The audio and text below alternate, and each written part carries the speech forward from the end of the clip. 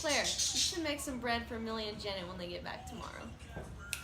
Good thing I have my starter. So, I have to feed it tonight and then I can actually make it tomorrow. It'll be 3 tablespoons of potato flakes, a half a cup of sugar, and a whole cup of warm water. And then it'll sit there all night. Please tell me when. No? Alright. Sam, you should make them some yogurt when they get back tomorrow. I think it would complement the bread nicely. Looks like you have all the ingredients. You know, that's a great idea, Claire. So, to make the yogurt, use 5 grams of yogurt starter per liter of milk. You heat 1 liter of milk to 180 degrees Fahrenheit. Cool it down. Dissolve the 5 grams of starter into a small amount of cooled milk in a cup. Pour it back into the liter of milk and mix in some honey for some extra flavor. And then you incubate it for 4 to 4.5 hours or until desired firmness in the yogurt maker. And then you have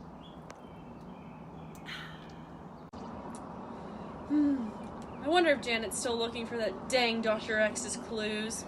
We still have yet to find the pathogen that's the culprit for all of this. But in the meantime, I'll just geek out and do a little water purification. So, the other day in lab, as I think out loud to myself on this beautiful day, I purified some water. For approximately 10 minutes, we let it come to a boil to kill all the pathogens. I even have plate counts conveniently right here that I love to review out loud outside.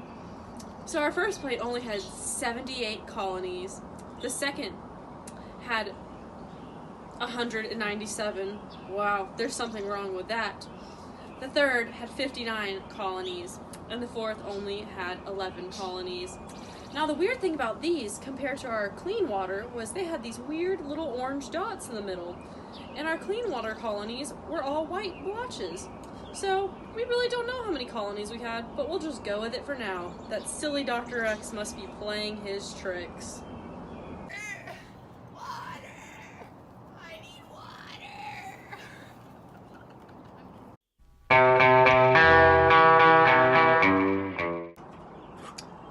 Thank you, Millie, for this water. I've had a rough day, guys, but my last and dying wish is to tell you about the fermentation process that yogurt goes through. So yogurt fermentation uses the lactic acid fermentation process, which is the metabolic process in which sugars are converted into cellular energy in lactic acid. Surprise there, guys, right?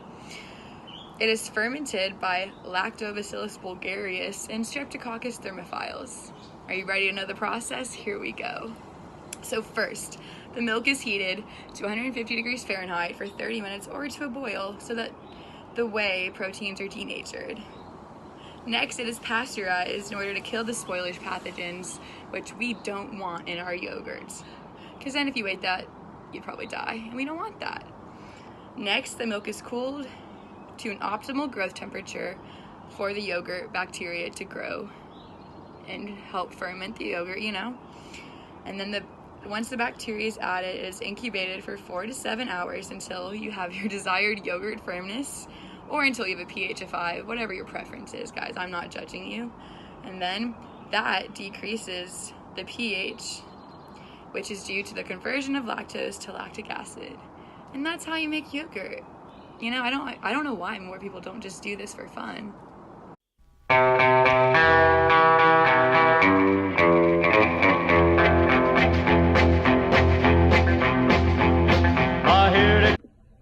Hi guys, I'm going to talk to y'all a little bit about the sourdough bread process. Sourdough bread uses lactic acid fermentation. During the process, inside the dough, the microorganisms feed on flour to produce alcohol and acids. The lactic and acetic acids produced give the bread the sour flavor. After feeding and fermenting, it is added to the bread dough, as it helps leaven the bread.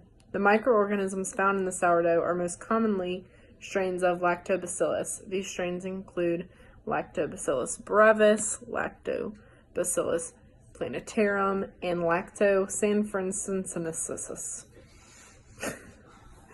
probably butchered that pronunciation. So I know I've already told you guys a little bit about how we feed the starter, but I didn't finish telling you what happens after that. So, once it's been fed, we let it sit out overnight, and then we give it a good stir the next day, and we take a cup of the starter and mix it with 6 cups of bread flour, a half a cup of sugar, 1 teaspoon of salt, and 1.5 cups of water. And then we stir that all up, and then let it rise for 8 hours in a bowl. Take it out, knead it, put it in a pan, let it rise for another 4 hours, and then bake it in the oven for approximately 30 minutes at 350 degrees. Enjoyed being with you guys today.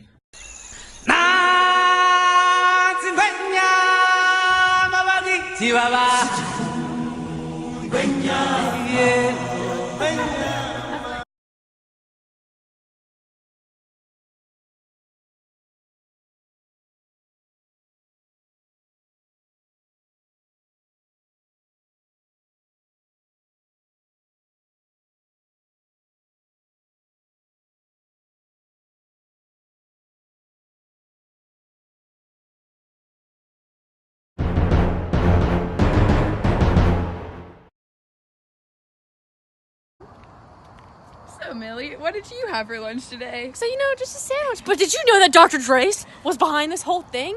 And it was Staphylococcus aureus? Did he just take one of our group members? Oh no! Oh no! Who is that? Oh no!